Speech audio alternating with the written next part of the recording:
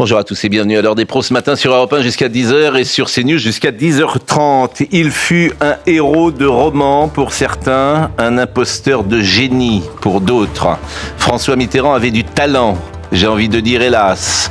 Il charmait par la parole plus qu'il ne convainquait par l'action. François Mitterrand est mort il y a 30 ans.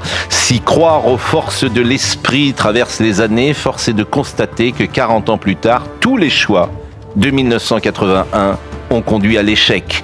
Et le dire comme ça est assez saisissant. Le déclin français de l'après-guerre commence avec François Mitterrand. Quant à la justice, l'école, l'entreprise, l'immigration, toutes les options prises mènent au chaos. Les lois pénales ont garanti tant de droits aux prévenus qu'elles ont favorisé la délinquance et la criminalité. Le niveau de l'instruction s'est effondré après que l'exigence, la hiérarchie ont quitté la classe.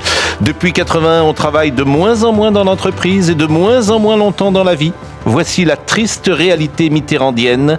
Sous le masque de l'artiste apparaît le bilan de sa politique. Elle est globalement négative et nous payons toutes les factures qu'il a laissées, d'autant que Jacques Chirac, François Hollande et Emmanuel Macron n'ont pas voulu ou n'ont pas pu changer le cours des choses.